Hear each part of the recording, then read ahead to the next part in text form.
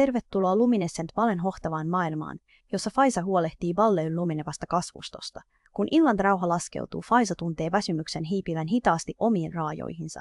Seuraa tätä lempeää matkaa kohti syvää lepoa, jossa jokainen ääni ja tuoksu kutsuu antautumaan unen syleilyyn. Ensimmäinen matala sävel.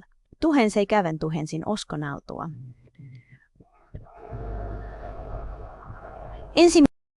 Humina alkoi Faisa al-Zahranin kurkun pohjasta, matalana värinänä, joka maistui hunajalta ja vanhalta sateelta. Hän seisoi niukkoihin asti kuunhuokausliljojen sateenkaaren värisissä terälehdissä ja hänen kätensä piirstivät jo ilmaan hitaita, leveitä kaaria.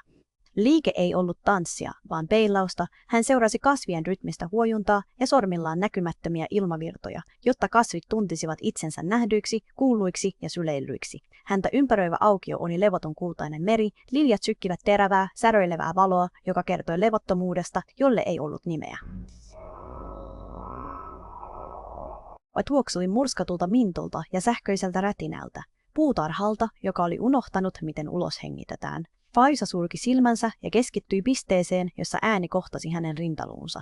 Hän antoi sävelen syventyä, muuttuen melodisesta äänestä kurkkuääniseksi jyrinäksi, joka resonoi hänen luidessään. Se oli hehkunhoivan ensimmäinen matala nuotti, esi-isien taajuus, joka oli periytynyt naisten suvussa. Naisissa, jotka tiesivät, ettei maata pidä käskeä, vaan vain houkutella. Kun hän piti nuotin, hän tunsi liljojen vastustavan. Niiden valo välkyi riitaisena stakkatona.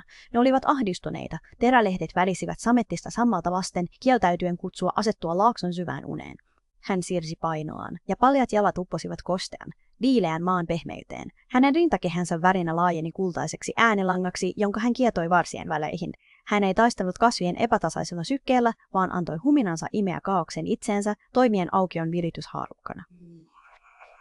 Hitaasti liljojen terävä kulta alkoi vuotaa pehmeämmäksi, sykkiväksi meripihkaksi. Valo ei niinkään hävinnyt, vaan pehmeni, se muuttui huudosta kuiskaukseksi. Liljat nojasivat hänen ääneensä, raskaat päät nyökäten hänen hengityksensä hitaan ja tasaisen tahdin mukaan.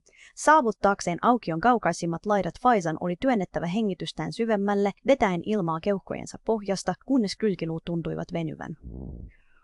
Hän laajensi harmoniaa ja lähetti matalan taajuuden leviämään ulospäin kuin kiven heittämät renkaat tyyneen lampeen. Ääni kantoi mukanaan hänen aikomuksensa, lupauksen turvasta, takuun hiljaisuudesta. Hän seurasi meripihkan värisen aallon kulkua, joka värjäsi laakson yllä leijuvien lyhtyjen alapinnat.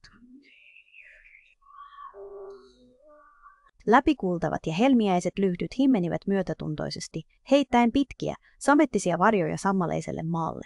Maailma tuntui kutistuvan, aukion rajat kiristyivät, kunnes jäljellä ei ollut muuta kuin ääni ja valon hidas, rytminen syke. Sitten seurasi vapautuminen. Kun liljat synkronoituvat, ne hönkäisivät ulos paksun, kimaltelevan feromonipilven.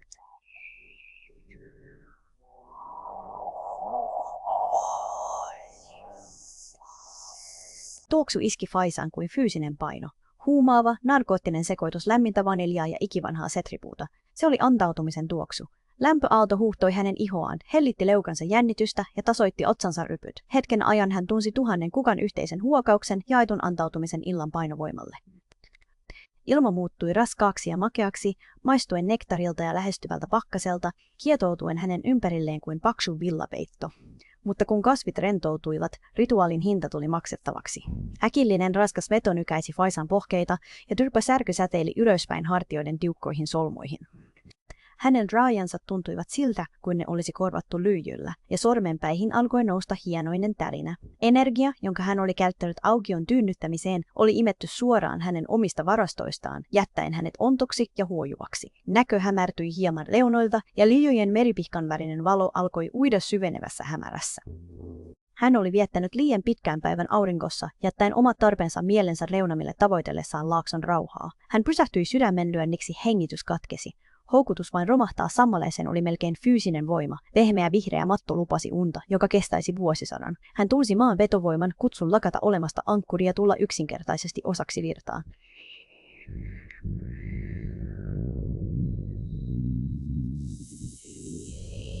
Silmäluomet värisivät ja uupumuksen paino painoi häntä alas kuin konkreettinen käsi.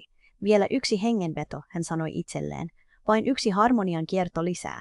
Faisa kiristi otettaan rytmistä, työntäen väsymyksen tietoisesti pieneen lukittuun laatikkoon mielensä perukoille. Hän kieltäytyi antamasta rituaalin katketa. Pysähtyminen nyt olisi jättänyt aukion puoliuneen pirstaleiseen rauhaan, joka jättäisi kasvillisuuden alttiiksi leijuvien saarten arvaamattomille tuulille. Hän pakotti hartiansa laskeutumaan ja kädet jatkoivat hitaita, pyyhkiviä kaaria, vaikka lihakset vastustivat. Hän nojasi huminaan, tehden siitä kilven omaa väsymystään vastaan, hänen äänensä pysyi vakaana ja järkkymättömänä, vaikka keho aneli lepoa. Hän siirtyi syvemmälle pensaikkoon, jalat laahaten hieman sateenkaaren värisen karikkeen läpi. Hän keskittyi jäljellä oleviin liljakimppuihin ja hänen huminastaan tuli tarkkuuden kehtolaulu.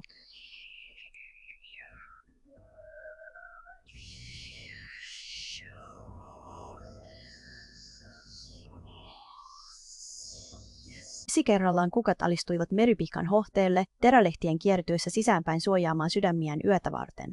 Aukio oli nyt lähes hiljainen, ainoat äänet olivat taivaalla siirtyvien saarten kaukoinen, jyrisevä värinä ja hohtohuollon pehmeä, rytminen syke.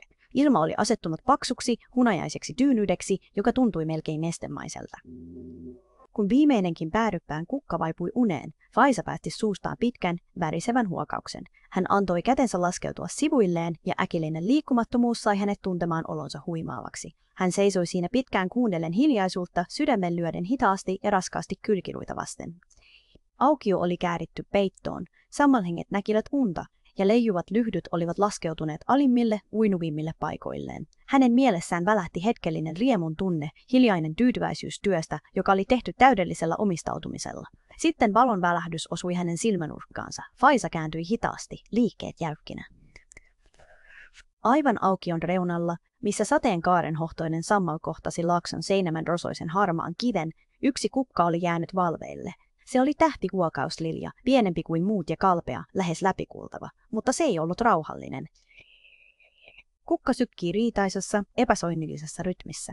Terävänä, stakkatomaisena violetin valon välähdyksenä, joka viilsi läpi aukion meripihkan värisen seesteisyyden.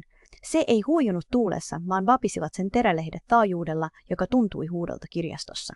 Faisa rypisti kulmiaan. Hän astui kohti kukkaa ja violetti valo heitti pitkiä, epäsäännöllisiä varjoja hänen porulleen. Hän kokeili matalaa hyminää uudelleen, sitä vakaata, esi-isien perintönä kulkenutta säveltä, joka oli tehonnut jokaiseen laakson kasviin. Mutta kun ääni saavutti tähtihuokausliljan, kukka ei pehmentynyt. Sen sijaan violetit sykkeet kiihtyivät ja valo muuttui kiihkeäksi, sähköiseksi purppuraksi, joka tuntui hylkivän ääntä. Kasvi ei ollut vain valveilla, se vastusti. Se oli yksi itsepäinen, riitainen nuotti unien sinfoniassa, ja kun Faisa kurotti koskettamaan terälehteä, kukka päästi terävän, korkean kilahduksen, joka kaikui levottomasti hiljaisessa laaksossa. Antaumuksen tuoksu. Tämä on täydellinen ristiriita, Faisa. Hajuaistiin perustuva data muuttuu reaaliajassa, enkä voi possibly luokitella tuoksua, joka kieltäytyy pysymästä paikallaan. Vesperinen Thorn oli käytännössä värinässä. Hänen kynänsä raapi muistikirjan kermanvärisiä sivuja niin raivokkaasti, että paperi uhkasi repeytyä. Hän seisoi hopeallankaisen sammalharjanteen päällä. Silmälasit vaarallisesti nenän varressa ja katse hyppien välittömästi kimaltelevan horisontin ja kirjan musteen tahraisten sarakkeiden välillä. Hän muistutti tuulitunnelissa loukkuun jäänyttä lintua, koko olemuksensa koostuen terävistä kulmista ja hysteerisestä energiasta. Laakson meripihkavaiheen tuoksu. Raskas mäntyinen makeus, joka tuoksui muinaiselta hunajalta ja auringon paahtamalta kiveltä. Pyöritteli hänen ympärillään, mutta Vesperine taisteli itse ilmaa vastaan, yrittäen naulita tuoksun kiinni kuin näytteen lasin alle. Faisa lähestyi häntä askelilla, jotka peilasivat pajusaniaisten hidasta, rytmistä huojuntaa. Hän ei niinkään kävellyt, vaan virtasi, ja hänen leveät kädenliikkeensä viilsivät ilmaa kuin hän olisi raottanut silkkiverhoa. Itsepäisen tähtihuokausliljan violettivalo sykkii vielä himmeästi hänen takanaan, kaukaisena muistona riitaisuudesta, mutta täällä tuoksupuut arhojen sydämessä ilma oli niin tiheää, että sitä olisi voinut pureskella. Faisan ääni saapui ennen häntä, se oli matala, melodinen virta, joka tuntui imevän jännityksen pois ilmasta. Tuoksu ei ole asia, joka pyydystetään, Vesperine, Faisa sanoi, vokaalit venjen pehmeinä kuin joki, joka hioo kiveä. Se on keskustelu. Yrität litteroida laulua laskemalla kielten värähtänyt sen sijaan, että vain kuuntelisit musiikkia. Vesperine pysähtyi kesken lauseen, kynä vain millimetrin päässä sivusta. Hän korjasi silmälasejaan terävällä, nykivällä etusormen liikkeellä. Musiikki on matematiikkaa, faisa ja tuoksu on kemiaa. Jos pystyn eristämään tämän meripihkavaiheen tarkan kemiallisen koostumuksen, jos pystyn kartoittamaan eron hunajaisimun ja hartsipohjan välillä, voin määrittää tämän laakson rauhan määrällisesti. Voin tehdä siitä muuttujan, vakion. Voin ymmärtää, miksi mieli täällä hidastuu. Hän puristi muistikirjaa tiukemmin rintansa vasten ja nahkaside narskui hänen rystystensä painosta.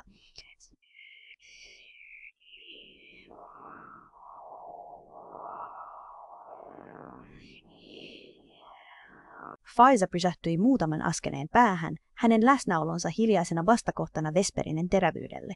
Hän tarkkaili tutkijaa hetken ja huomasi, kuinka Vesperinen hartiat olivat nousseet korviin ja kuinka hänen hengityksensä oli pinnallista ja rytmistä kuin tikittävä kello. Puutarhurin sisällä nousi aalto hellyyttä naista kohtaan. Vesperine kohteli laaksoa ratkaistavana pulmana eikä kotina, jossa asua. Se oli yksinäinen tapa olla olemassa, olla puutarhan ainoa asia, joka kieltäytyi kukkimasta. Musteesi taistelee sinua vastaan, Faisa totesi pehmeästi. Hän astui lähemmäs, liikkeet sulavina.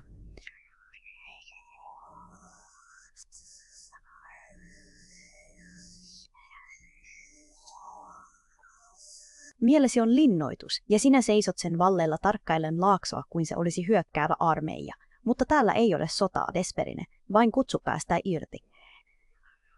En päästä irti ammatillisesta tarkkuudestani, Vesperine vastasi, vaikka hänen äänestään puuttui aiempi terävyys. Hän katsoi takaisin muistiinpanoihinsa, kulmat kurtussa. Tieto on vain niin tavoittamatonta.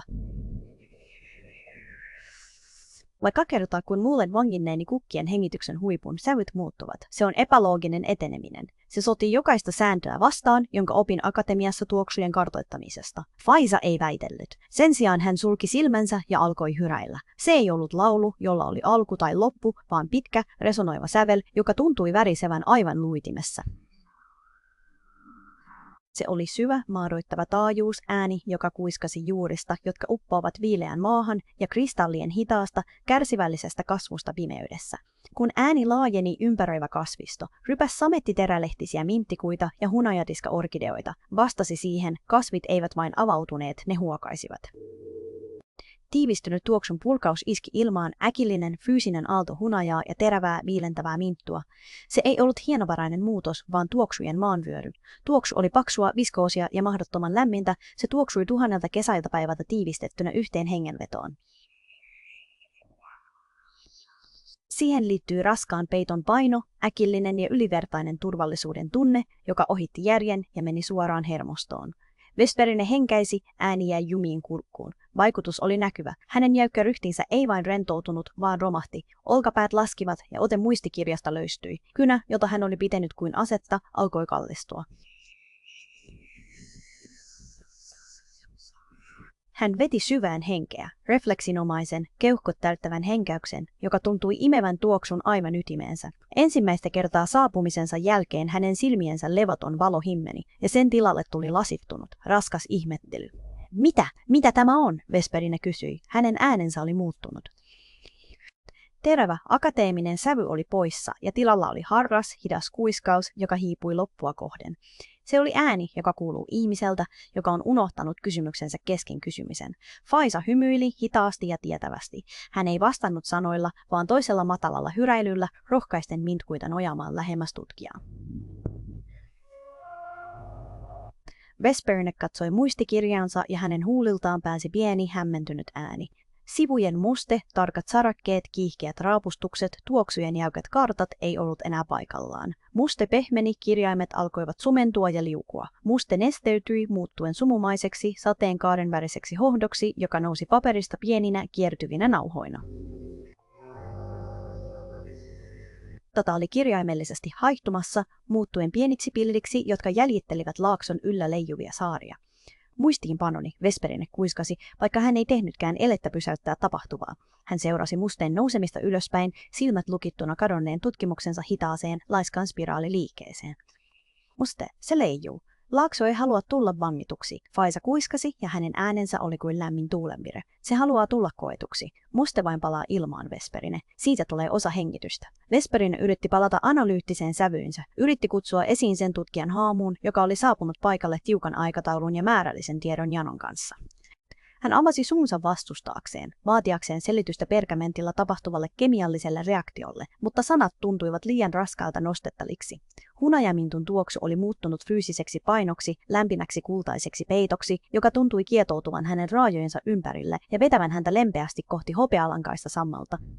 Hänen sormensa värähtivät, ja lopulta kynä liukui hänen otteestaan. Se ei kolahdannut, vaan laskeutui pehmeällä, vaimealla tömähdyksellä syvään sammaleeseen ja katosi sateenkaaren värisen vihreyden sisään. Vesperine ei kurottanut sen perään.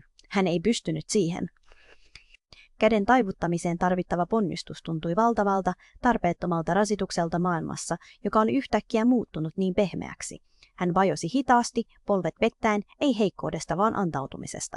Hän nojasi taaksepäin univanhan pajun leveään, sykkivään juureen, pää lepäten viileä, hohtavaa kaarnaa vasten.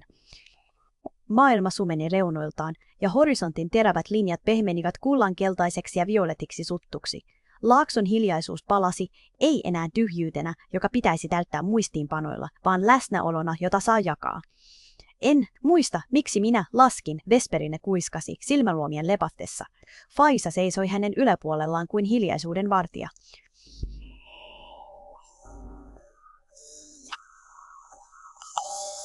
Hän kurottautui ja pyyhkäisi hellästi eksyneen hiussuoran Vesperinen otsalta, kosketus kevyenä kuin putoava lehti. Tuo on Laakson ensimmäinen salaisuus, Faisa sanoi, ja hänen äänensä oli kuin kehtolaulu. Hetki, jolloin lakkaat laskemasta, on hetki, jolloin saavut vihdoin perille. Kun Vesperine vajosi tuoksun aiheuttamaan raskaaseen uneen, hän tunsi äkillisen, terävän värähdyksen allaan. Se ei ollut tuuli, eikä se ollut paju. Se oli rytminen maanalainen syke, syvä, jyskyttävä sydämen lyönti, joka tuntui kutsuvan jostain syvältä sammaleen alta, ääni, joka ei kuulunut pinnan seesteisyyteen. Ajelehtivä turvasatama. Heti itkevien sanikaiden takana, siellä missä ilma maistuu murskatulta mintulta ja vanhoilta muistoilta, Miko kuiskasi, ja hänen äänensä haihtui pehmeäksi, melodiseksi hyrinäksi. Hän nojasi jo puolittain kelluvan Sammalsaaren reunaan, ja hänen olkapäänsä upposi smaragdin vihreään samettiin, aivan kuin maa olisi kutsunut häntä vain katoamaan.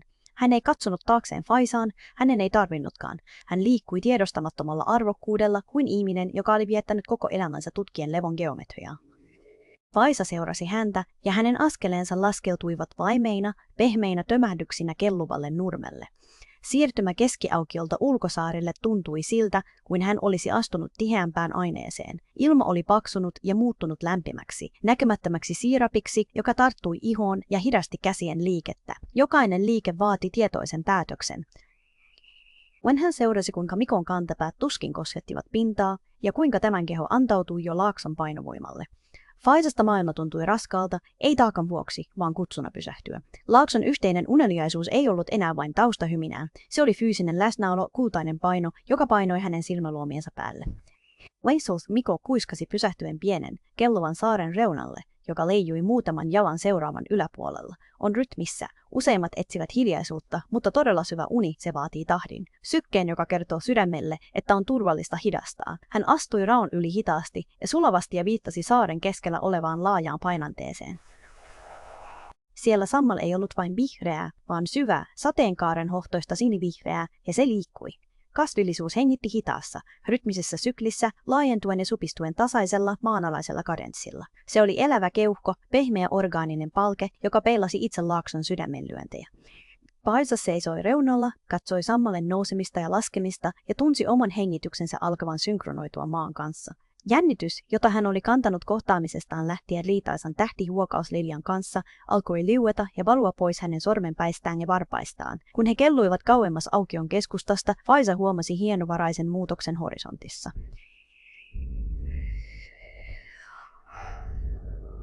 Unimilavien tutut siluetit olivat vetäytymässä, ja niiden tilalle tuli meripihkan ja violetin sumun pyörivä kaleidoskooppi. Saaret eivät ainoastaan kelluneet, ne olivat vangittuina hypnoottiseen, hidastettuun karuselliin. Niitä vedettiin laajassa, spiraalimaisessa ympyrässä, kauemmas ja kauemmas ankkuroidun aukion turvasta. Virtaus oli äänetön ja näkymätön ilmajoki, joka kuljetti heitä kohti tunnetun Laakson reunoja. Hän pysähtyi ja hänen saappaansa upposivat muutaman sentin pehmeään maahan. Minun pitäisi olla huolissani, hän ajatteli, ja sisäinen monologi kirkastui äkillisesti sumun keskellä. Kellun kauemmas liljoista, kauemmas Vesperinestä, kauemmas kaikesta siitä, minkä minun kuuluu suojella. Jos virta vie meidät liian kauas, kuuluuko humina vielä minulle asti? Vai onko laaksossa paikkoja, joissa hiljaisuus on niin täydellistä, ettei edes hehkunhoito pysty herättämään nukkujaa? Ajatuksen olisi pitänyt sytyttää paniikki, mutta ilma oli liian lämmin ja hunaimintun tuoksu liian tiheä. Wempo sadaketta hänellä ollenkaan pitää teidän leidessä, hän tietysiä aseet. Meteor Scarborough on pudotettu kivi. Se upposi nopeasti, sametti sen ympäristön vaimentamana, jättäen jälkeensä vain pienen uteliaisuuden väreen. Katso tätä, Miko sanoi, vaikka hänen äänensä oli nyt tuskin enää kuiskaus. Hän oli saavuttanut hengittävän Samalen keskustan. Hän ei niinkään istun kuin suli. Hän vajosi vyötäröään myöten erityisen pehmeään, turkoosiin kasvustoon ja hänen kätensä lepäsivät veltosti sivuilla. Hänen silmänsä räpyttivät, luomet olivat raskaina kuin lyijy ja hän vaikeni kesken lauseen, ajatuksen loppu nielaisi tyytyväinen huokaus. Faisa kurotti häntä kohti ja hänen kätensä liikkui ilmassa kuin hän olisi vadinnut vedessä.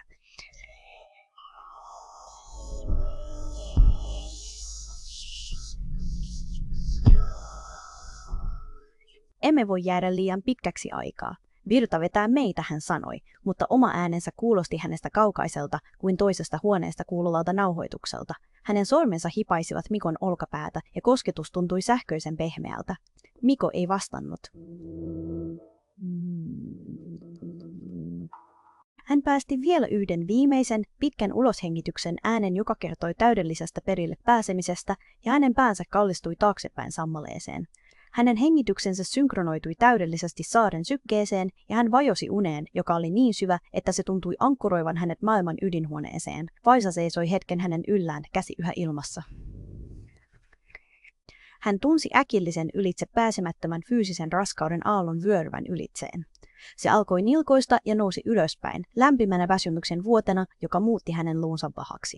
Hän yritti vetää kätensä pois, mutta ponnistus tuntui valtavalta, tarpeettomalta vaivannäöltä maailmassa, joka vaati antautumista.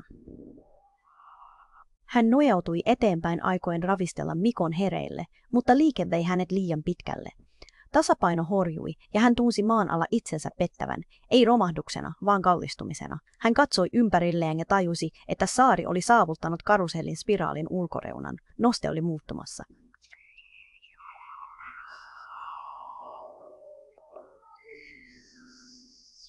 Saari kallistui hitaasti akselinsa ympäri, liuuttaen häntä taaksepäin, kauemmas nukkuvasta Mikosta. Hän yritti painaa kantapäänsä sammaleeseen, mutta pinta oli liian liukas, liian kutsuva. Hän liukui kohti saaren reunaa, missä kirkas vihreys päättyi äkillisesti ja vaihtui pehmeään, samettiseen pimeyteen.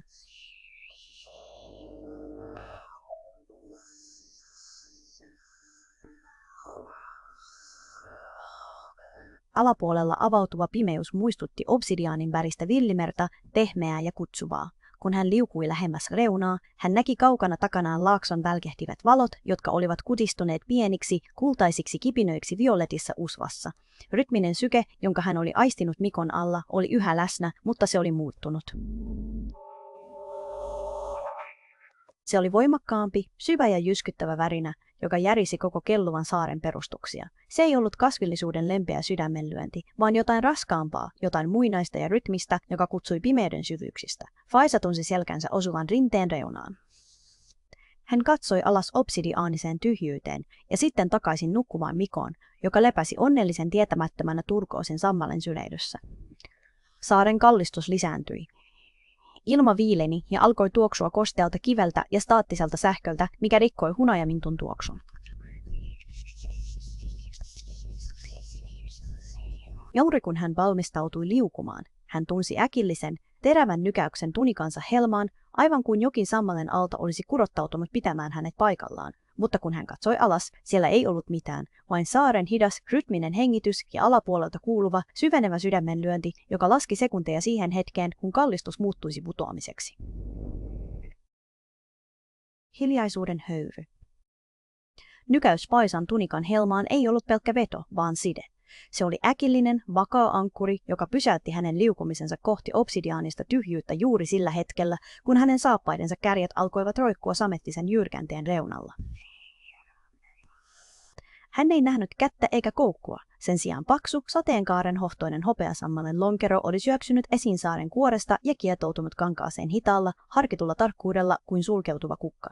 Pitkän hetken Faiza vain hengitti, tyhjyyden staattinen tuoksu vielä ihollaan, kun taas syvä, maanalainen sydämenlyönnin jytinä sykki hänen jalkapohjissaan. Hän katsoi takaisin Mikoa, joka makasi edelleen rauhallisena kasana turkoosissa sammaleessa, rinnan noustessa ja laskussa niin syvässä rytmissä, että tuntui kuin hänestä olisi tullut osa saarta itseään. Hitaalla, pyyhkivällä käden liikkeellä Faiza hyrisi matalaa, resonoivaa taajuutta, ääntä, joka peilasi leijuvien kasvien keinuntaa. Hopeasammal vastasi, se nosti hänet lempeästi pois reunalta ja liukui hänet liukkaalla pinnalla, kunnes hän luvistui Mikon viereen. Hän ei yrittänyt herättää tätä heti. Sen sijaan hän makasi siinä, poski painettuna viileää, kosteaa sammalta vasten, kuunnellen välimatkaa alapuolella sykkivän sydämen ja yläpuolella vallitsevan hiljaisuuden välillä.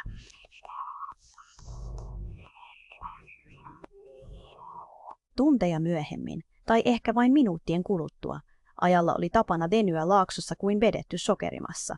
Faiza huomasi olevansa J-Hae-parkin turvapaikassa. Siirtymä oli ollut sumuinen virta leijuvia lyhtyjä ja murskatun mintun tuoksua, mutta nyt hän istui leveällä, kuivatuista ruoista punotulla matolla ja ilma hänen ympärillään oli paksu vanhan pergamentin ja höyrytetyn yökuvun tuoksusta. J-Hae liikkui harkitulla, jäätikön hitaalla arvokkuudella, liikkeet tuskin häiritsemässä ilmaa. Hänellä oli kädessään posliiniteekannu, joka näytti olevan veistetty yhdestä kuukivestä, ja kun hän kaatoi, kuppiin virtaava neste kimalteli kalpeana, helmiäisenä hohteena, pyörien hitaissa, sateenkaaren värisissä pyörteissä. Höyry ei noussut suoraan ylöspäin, vaan kiertyi monimutkaisiksi, leijuviksi spiraaleiksi, jotka viipyivät ilmassa kuin jäätynyt musiikki.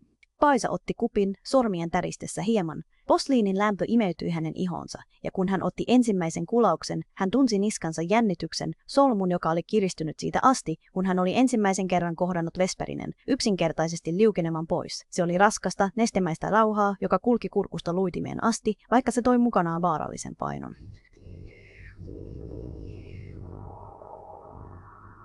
Silmäluomet tuntuivat lyijyltä, vetäen häntä alaspäin painovoimalla, joka tuntui kutsuvan häntä mattoa kohti. Hän yritti istua suorassa, säilyttää valonhoitajan arvokkuuden, mutta hänen selkänsä tuntui pajuoksalta kesäsateessa. Hän tarkkaili J-Haeta, jonka ilme oli tyynen tietävyyden naamio ja jonka huulilla leikki hidas hymy, joka antoi ymmärtää, että tämä näki jokaisen välähdyksen Faizan mielessä. Suuri hiljaisuus ei ole paikka, jonka löytää Faiza, J-Hae aloitti, ja hänen äänensä kuulosti kaukaiselta, resonoivalta pronssikellon kuminalta, joka kaikui sumun läpi. Se ei ole äänen puuttumista eikä matkan päätepiste. Se on hetki, jolloin jokin muistaa olevansa valtameri. Faiza räpytteli silmiään hitaasti, helmiäisen hohtoinen tee lämmitti hänen vatsaansa. Hän yritti tavoittaa merkityksen, mielensä kurottaen kohti loogista ankkuria, mutta jokin on liikettä, Faiza kuiskasi, ja hänen äänensä hiipui, vokaalit venien, kun hän antautui huoneen rytmille. Vaikka laukattasorhan puolesta hänellä seidään, jos se muistaa olevansa valtameri, lakkaako se virtaamasta? Lakkaako puutarhuri hoitamasta kukkaa, jos kukka on jo kaikki kaikessa? J-Hae ei vastannut heti. Hän vain nosti teekuppinsa ja alkoi naputella sillä rytmisesti puista matalaa pöytää. Kling, kling, tauko, kling. Ääni oli tarkka pieni metallisen terävä sydämenlyönti, joka leikkasi läpi huoneen hypnoottisen usvan. Rytmi oli signaali, lempeä korjaus. Se kertoi Faizalle, että hänen oli lopetettava älyllinen kiipeily, lopetettava arvoituksen ratkominen kuin se olisi palapeli oppineen kirjassa. Naputus oli kutsu antaa sanojen lipua pois, lopettaa ymmärtämisen ponnistelu ja sen sijaan vain tuntea äänen värinä ilmassa. Faiza päästi ulos hengityksen, jota hän ei ollut tajunnut pidättää. Kun hän lakkasi taistelemasta sumua vastaan, hän tunsi äkillisen onton kaipuun rintansa keskellä. Vuosien ajan hän oli ollut se, joka hyrisi unilauluja, se, joka tukki vaeltavat henget peittoihinsa ja ohjasi jäykät ja levottomat kohti rauhaa. Hän oli pitänyt empatiansa loputtomana kaivona, lohtua antavana lähteenä, jota hän saattoi jakaa rajattomasti. Mutta istuessaan tässä J-Haen turvapaikan hehkussa, hän tajusi, että kaivo oli kuivunut. Hän oli käyttänyt niin paljon energiaa varmistaakseen, että jokainen kukka ja henki loistavassa laaksossa tunsi itsensä turvalliseksi ja huolehdituksi, että hän oli unohtanut huolehtia itsestään. Hänestä oli tullut oman anteliaisuutensa haamu, onttokuori, joka osasi vain antaa, ei koskaan ottaa vastaan. Hän nojasi taaksepäin, antaen olkapäänsä koskettaa silkkityynyä. Jihain rauhan vastaanottaminen tuntui fyysiseltä painolta, joka nousi pois ja jonka tilalle tuli lämmin, täyttävä läsnäolo.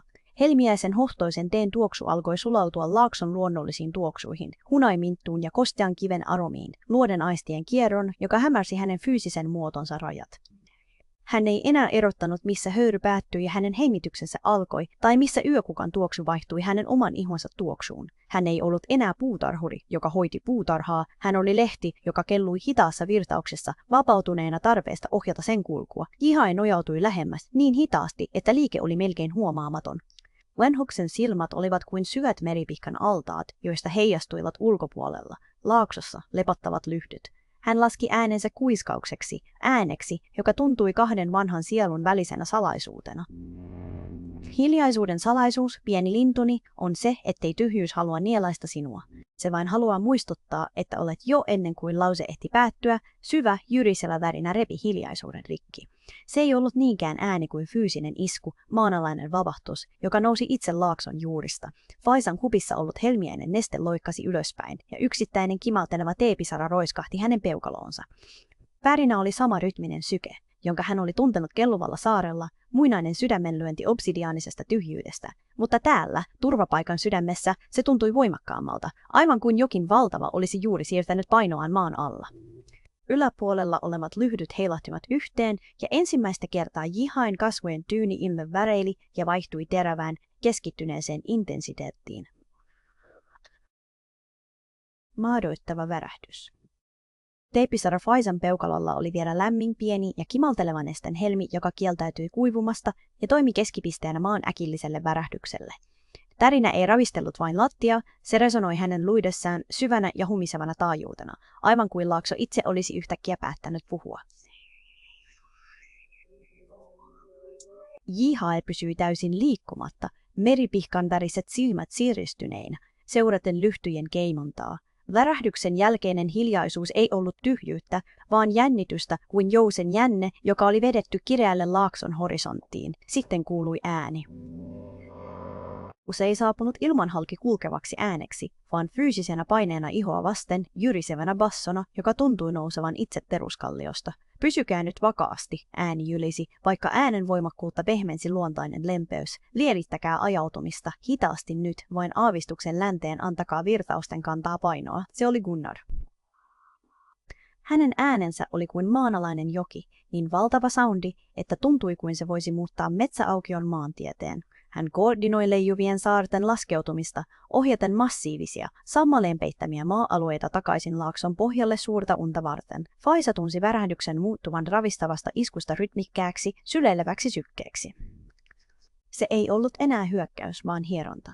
Taajuus alkoi vetää hänen hartioidensa jännitystä, purkaen uupumuksen solmut lihaksista säälimättömällä, näkymättömällä kädellä. Hänen polvensa pehmenivät ja muuttuivat vedeksi, ja hän huomasi nojaavan raskaasti silkkityynyyn. Uskatun apilan ja ikivanhan mullon tuoksusta, feromonimaisesta aallosta, joka vyöryi jokaisen Gunnarin äänen jyrähdyksen myötä. Tuntui kuin ilmakehä olisi muuttunut lämpimäksi hunajaksi, joka päällysti hänen keuhkonsa ja hidasti sydämen sykkeen laiskaksi, rytmikkääksi tykytykseksi, joka peilasi maan omaa sydämenlyöntiä. Tutkijan sormet olivat yhä kietoutuneina muistikirjan reunoihin, mutta kirja oli raunioina. Muste, joka oli kerran ollut terävää ja analyyttistä, oli alistunut Laakson vaikutukselle, sivut olivat nyt läpikuultavia, ja tiedot liukenivat kimalteleviksi usvaksi, joka leijui ylöspäin kuin pienet, aavemaiset itiöt.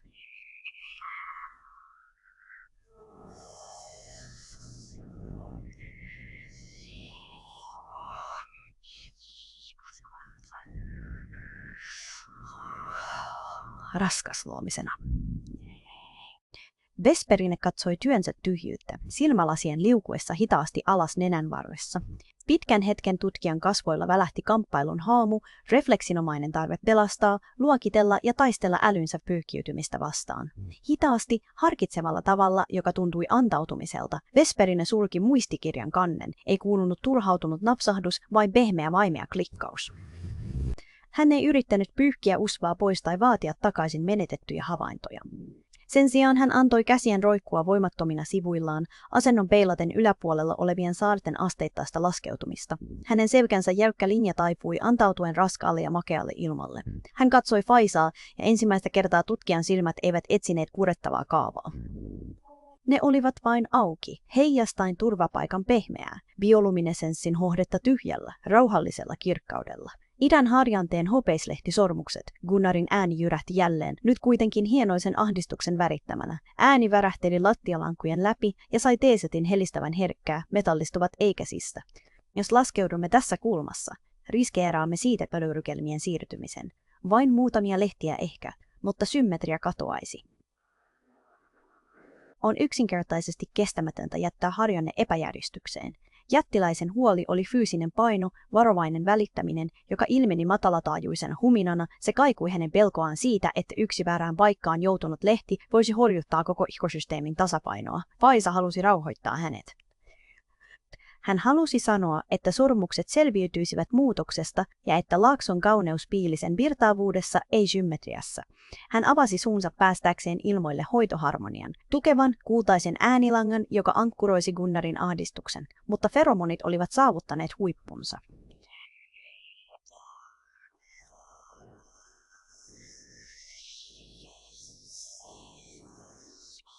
Kun hän yritti hyräillä, syntynyt ääni oli ohut ja ilmava, hauras nuotifrippe, jolta puuttui kaikki pohja. Se oli kuin sammuvan kynttilän viimeinen värähdys. Hänen äänensä, joka oli yleensä vakaa ja melodinen joki, oli muuttunut matalaksi puroksi, jonka raskas ilma oli haihduttanut. Hän yritti uudelleen, mutta kulku tuntui samettiselta ja melodia liukui sormien välistä kuin hiekka.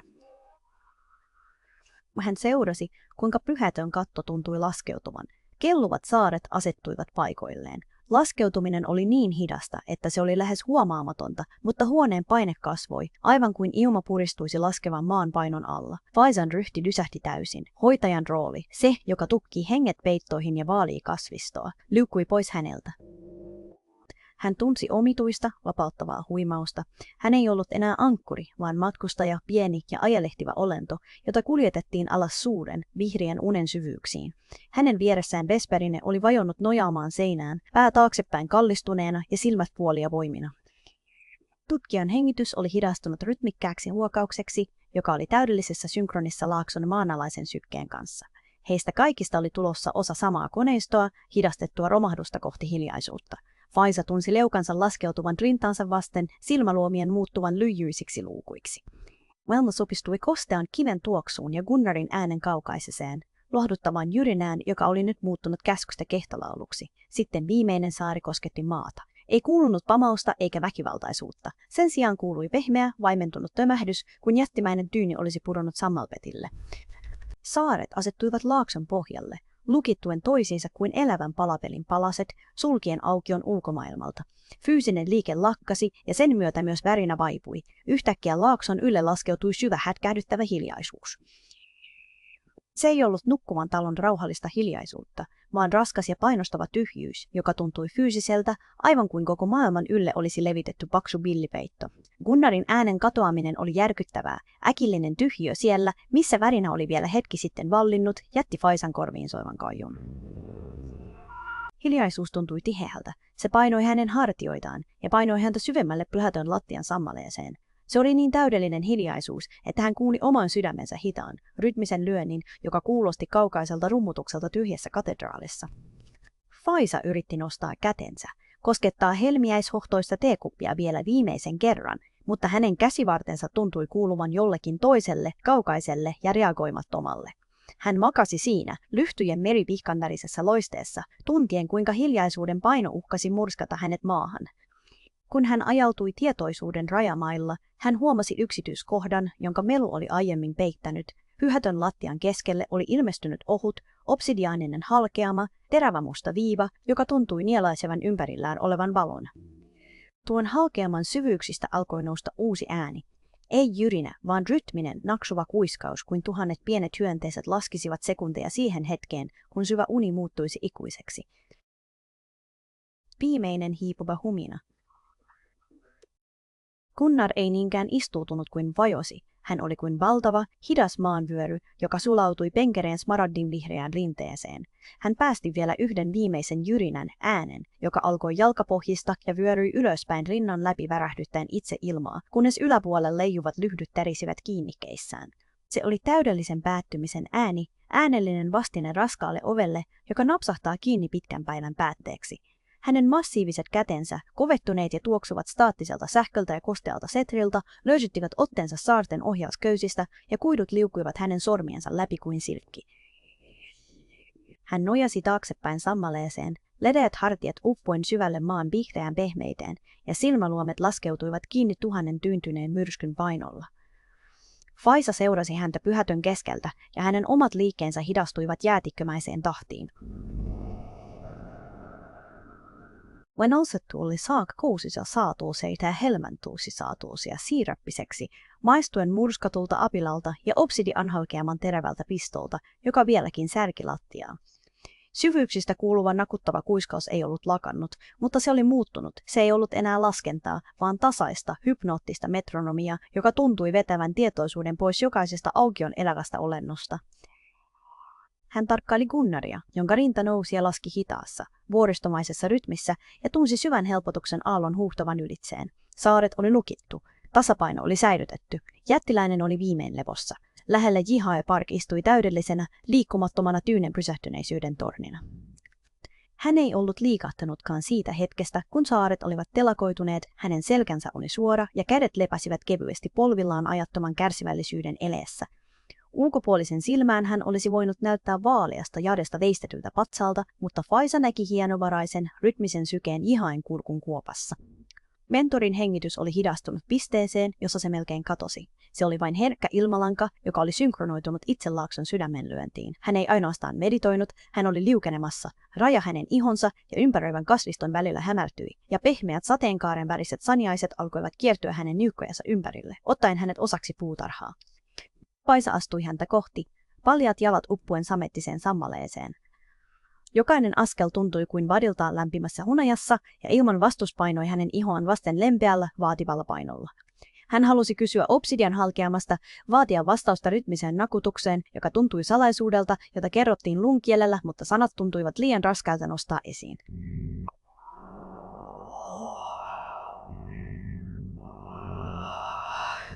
Tiedonjano oli korvautumassa alkukantaisella, ylivoimaisella tarpeella antautua. Hän näki Jihaen huulien kaartuvan aavistukseksi hymyä, tietäväksi ilmeeksi, joka viittasi siihen, ettei hiljaisuuden salaisuuksia ollut tarkoitettu sanottaviksi, vaan asuttaviksi.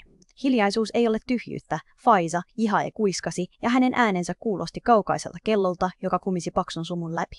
Se on astia. Sinun täytyy vain lakata yrittämästä täyttää sitä. Faisa pysähtyi, käsi vain sentin päässä lattian obsidiaaniviivasta. Halkeaman mustuus oli täydellistä kuin repeämä maailman kudoksessa, joka tuntui hengittävän samaan tahtiin nakuttavan äänen kanssa. Hänet valtasi äkillinen, terävä levottomuuden piikki, vilaus vanhaa ahdistusta siitä, ettei joku jossain ollut vielä päässyt peittojen alle. Hän ajatteli Vesperineä, joka nojasi seinään tuoksun aiheuttaman torpunnuksessa, ja Mikoa, joka oli eksynyt sammaleisen unen syvyyksiin. Hohtajan vastuu tuntui fyysisenä viittana hänen harteillaan, painona, jota hän pelkäsi pudottaa, vaikka lihakset muuttuivatkin vedeksi. Hän katsoi ympärilleen pyhättöön, jossa lyhtyjen meripihkanvärinen hohde heitti pitkiä, tanssivia varjoja helmiäislaattojen ylle. Hunajan tuoksu oli nyt tulehtunut melkein pureskeltavaksi niin paksu, sekoittuen kostean kiven ja muinaisen, nukkuvan maan tuoksuun. Maailma oli kutistunut. Ei ollut enää laaksoa, ei leijuvia saaria, ei kaukaisia horisontteja.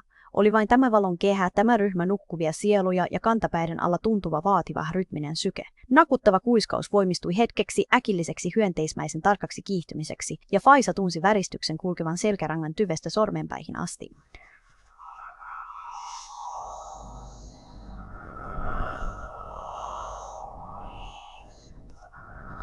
Hän tiesi olevansa viimeinen valveilla olija. Tämä taju toi mukanaan kauhistuttavanlaista yksinäisyyttä, tunteen siitä, että hän oli viimeinen jäljellä oleva valo hämärtyvässä huoneessa.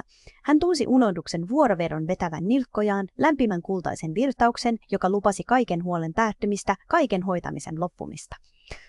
Näkö alkoi sumentua reunoilta, ja lähellä olevien kasvien sateenkaaren väriset terälehdet kimaltelivat kuin öljyvedessä. Hän yritti muistaa esi-isien melodioita, huminoiden kuvioita, jotka pitivät laakson tasapainossa, mutta nuotit valuivat mielestään kuin hiekka siidilän läpi.